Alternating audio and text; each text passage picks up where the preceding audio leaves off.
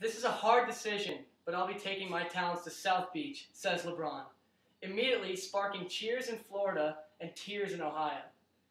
It is hard to miss out on all the current NBA trades, free agency, and turmoil because it is littering the headlines of numerous television shows. When we hear about NBA stars on TV, all we are given are their stats. But what about off the court? What are they really like? In the college basketball realm, something very special happened to the Kansas Jayhawks and their fans in 2008. They won a national championship, which marked their first in 20 years. However, in 2008, the successful road to a championship varied in great difference compared to the previous one in 1988. The Jayhawk champions of 2008 were the most complete team in the tournament, having incredible talent, balanced equally among a very deep lineup of players. The Jayhawks were a 1 seed and a favorite to win from the get-go. Contrastingly, the winning Jayhawks of '88 were on a different caliber because they played an underdog role and often relied upon the shoulders of their star forward's stellar performance. The Jayhawks of 1988 were dubbed the name Danny and the Miracles. Who is Danny, you may ask? Well, Danny is Danny Manning, and today I will be commemorating Mr. Manning because he deserves not only recognition and deep respect for his tremendous performance as a collegiate and professional athlete, but also for the modesty and humbleness he lives every day and passes on to everyone he comes in contact with. With good reason, Danny was one of the 2 players to be inducted into the Collegiate Basketball Hall of Fame in 2008. Of all Kansas University's rich tradition, Manning is a legend. He is arguably the best player to ever play in a Jayhawk jersey, or in any collegiate jersey for that matter. Regarding KU's prestigious history, Danny holds the all-time scoring and rebounding record. In the Big 8 Conference, he not only holds the scoring record, but was also voted as the Big 8 Player of the Year 3 times, and once as the Big 8 Player of the Decade. Along with being a 2-time All-American, in 1988 he was voted the most outstanding player in the national championship tournament and awarded the Wooden, Naismith, and Eastman Awards as the College Player of the Year.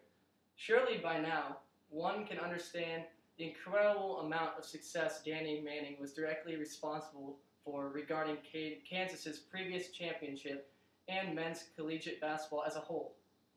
But furthermore, he deserves recognition for what he has accomplished on a professional level.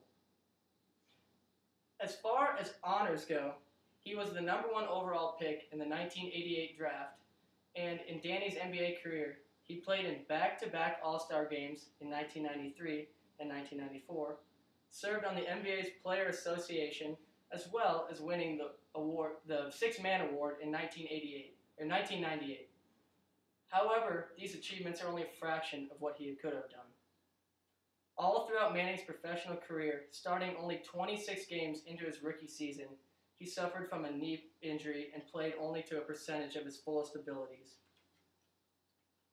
Nevertheless, while his talented abilities on the basketball court are and were magnificent, many people who knew Danny remember him not by his statistics as a basketball star, but by his humble and modest personality. In a Kansas City Star article titled "Manning Finds Home on KU Bench," the author, Joe Pazanski, quoted Bill Self as he exclaims, "What you have to understand about Danny is that he couldn't care less about any of that. He couldn't care less about being recognized. He couldn't care less about people knowing who he is or remembering him for what he did. He has no ego. I mean, none." Danny Manning's humbleness and modesty is so extreme it is almost ridiculous. Because he does not want any light to be shed on his own accomplishments, he very rarely signs autographs and only seldom reluctantly talks to the media. Undoubtedly, Danny Manning deserves the spotlight. However, despite his talents all his life, he has chosen to be a behind-the-scenes kind of guy, disregarding himself and putting others first.